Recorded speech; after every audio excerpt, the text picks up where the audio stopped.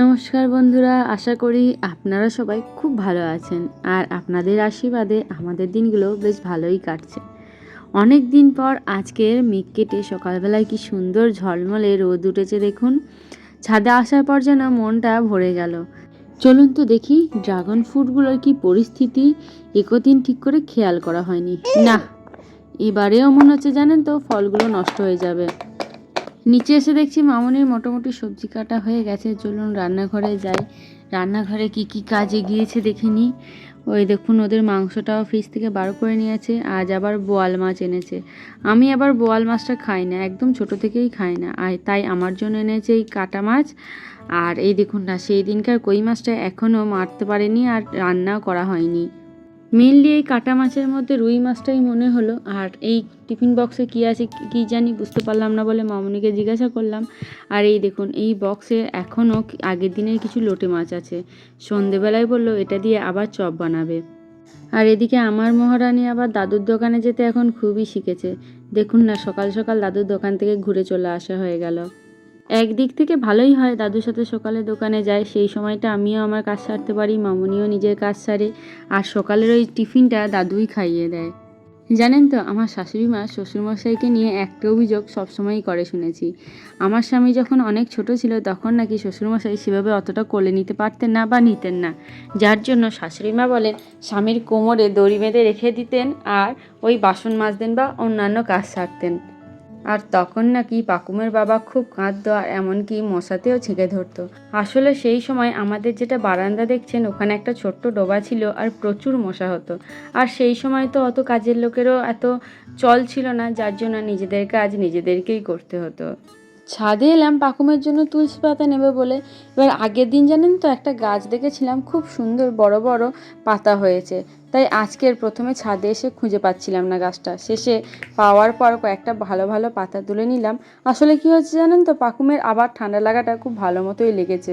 আর ডাক্তারখানায় গেলে তো ডাক্তারবাবু খুব একটা অ্যান্টিবায়োটিক দেন না, ওই নাকের ড্রপটাই খালি দিতে বলেন। সেই জন্য কয়েকটা তুলসী পাতা আনলাম, একটু মধুর সাথে খাইয়ে দেবো। আর পাকুম তো আমার স্ট্যান্ডটা নিয়ে খেলা করতে ভীষণ পছন্দ করে। মাঝে মাঝে তো আমার ফোনটা দেখি স্ট্যান্ডের সাথে কানেক্ট করার চেষ্টাও করে। এখন ও যাই দেখে সেটাই খুব তাড়াতাড়ি শিখে নিচ্ছে। এখন তো মাঝে মাঝে ভয় লাগে ও আবার ইনস্টাগ্রাম বা ফেসবুকের ইনফ্লুয়েন্সার না হয়ে যায়। বর্তমান যুগে কিছু কিছু মানুষ বাদ দিয়ে বাকিরা এই ফেসবুক বা ইউটিউবে নিজেদের নাম কামানোর জন্য কতটা দিন নিচে নামতে পারে সেটা তো আপনারা সবাই দেখেছেন, আশা করি সেটা জানেনও। এই দেখুন এই রোল অনটা না ঠান্ডা লাগাতে ভীষণ কাজে দেয়। বিশেষ কিছু নাই, রোল অনটা শুধু পিঠের দিকে বা পায়ের তলায় একটু ভালো করে বুলিয়ে দিলে ঠান্ডাতে অনেকটা স্বস্তি পাওয়া যায়। পাকুম যখন অনেকটা ছোট ছিল তখনই ওর ঠাকুমা অনলাইন থেকে এটা নিয়েছিল। চলুন দেখে নিই আজকে দুপুরে কি রান্না হয়েছে। এই যে বোয়াল মাছের ঝাল আর শাক দিয়ে ডাল। শাক ডালটা আমার কিন্তু আবার খুব ভালো লাগে জানেন তো। আর দেখি এটা ভাতটা বার করে নিই, দাঁড়ান। আর সাথে এই যে মনে হচ্ছে, দাঁড়ান আমার থালাটাও সরাই। এই যে টক রান্না করেছে। আর কি আছে দাঁড়ান, আর কি আছে দেখিনি। আমার জন্য ওই মুগ ডাল দিয়ে লাউ করেছে আর মামনিদের জন্য মাছের মাথা দিয়ে লাউ করেছিল। কিন্তু আমি অত বেশি কিছু নেব না, একটু আলু মেখে নিয়েছি, সাথে একটু মাছ ভাজার তেল নিয়েছি। আর এই দেখুন রুই মাছ ভাজা আর পার্শে মাছ ভাজা, ব্যাস এইটুকুই নেব, আর বেশি ভালো লাগছে না। পাকুমের বাবা খেয়ে উঠে যাওয়ার সময় আনারস কেটে দিয়ে গেছিলো, আমি দু একটা নেব আর কয়েকটা মামনির জন্য রেখে দিয়ে তারপরে ওপরে যাব। একটা মজার জিনিস দেখবেন, দাঁড়ান দেখাই।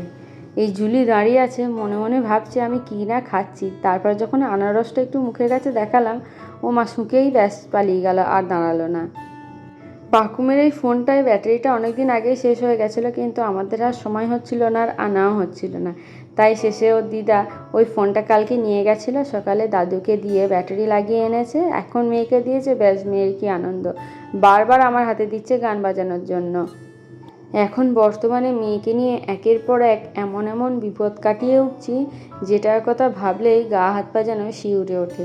আজকেও সেরকম একটা বিপদ ঘটতে পারতো। কী ঘটেছে সেটা নিশ্চয়ই আপনাদের সাথে শেয়ার করব। জানেন তো, আমার না খুব একটা পছন্দ নয় যে ছোট ছোট বাচ্চারা ওই যে বড়দের গানে কোমর দুলিয়ে নাচে বা বড়দের মতো এক্সপ্রেশন দেয়। এক্ষেত্রে আমার যেন মনে হয় ওই ছোট্ট বাচ্চাটার ছেলেবেলাটা যেন চোখের সামনে নষ্ট হয়ে যাচ্ছে, কেমন যেন অল্প বয়সে তাড়াতাড়ি বড় হয়ে যাচ্ছে। এই দেখুন না, আমার পাখুম কি সুন্দর একা একা খেলা করছে। কদিন পর তো ও এমনিই বড় হয়ে যাবে, তখন তো ওর এই ছেলেবেলাটা এমনিই মিস করব। তাই আগে থেকে ওই সোশ্যাল মিডিয়াতে এনে ওই ছোটদের বড়দের গানে নাচ করিয়ে নাইবা করলাম ওর ছেলেবেলাটা নষ্ট। হ্যাঁ, আমিও পাকুমের ভিডিও ছাড়ি ঠিকই, কিন্তু ও ওর নিজের মতো অ্যাক্টিভিটি করে। সেই অ্যাক্টিভিটির পেছনে আমি কিছু একটা গান দিয়ে চালিয়ে দিই। তার মানে এই নয় আমি ওকে ওই গানগুলোতে লিপসিং করাবো বা নাচ করাবো। হয়তো পাকুম যখন বড় হবে তখন ও নাচতে চাইবে, কিন্তু অবশ্যই ওর জন্য যে গানটা আমি সিলেক্ট করব সেটা হতে হবে একদম ছোটদের জন্য অ্যাপ্রোপ্রিয়েট। এমন কোনো গান চুজ করব না যেটা বড়দের মতো এক্সপ্রেশন দিতে হয়।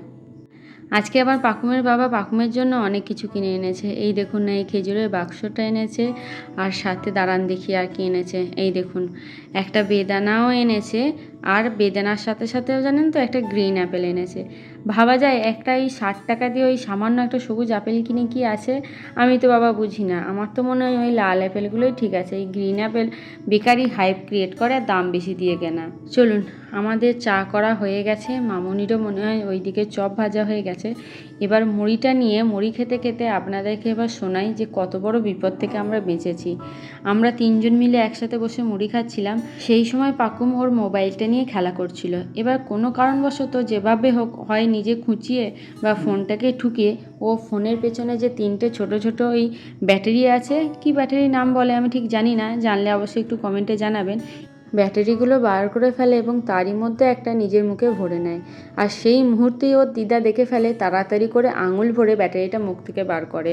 শুধু ভেবেই কেমন ভয় লাগছে, যদি ওই জিনিসটা আমরা খেয়াল না করতাম, বা অন্য সময় তো একা একাই ওই ফোনটা নিয়ে খেলা করে, সেই সময় যদি এই কাণ্ডটা ঘটাতো তাহলে কত কত বড় বিপদের সম্মুখীন হতাম ভাবুন তো।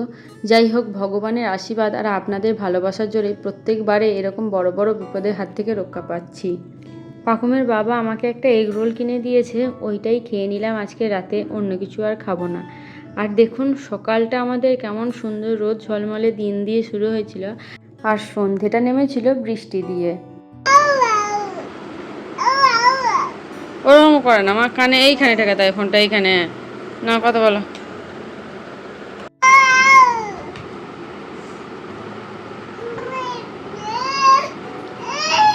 কথা বলো। তাহলে বন্ধুরা, আজকের মতো ভিডিওটা এইটুকুই থাক। যদি ভালো লেগে থাকে তাহলে কিন্তু একটু কমেন্টে জানাবেন, সাথে একটা লাইকও করে দিয়েন। আর আমাদের চ্যানেলে প্রথম এসে থাকলে আমাদের চ্যানেলটা সাবস্ক্রাইব করে আমাদের পাশে থাকার একান্ত অনুরোধ রইল।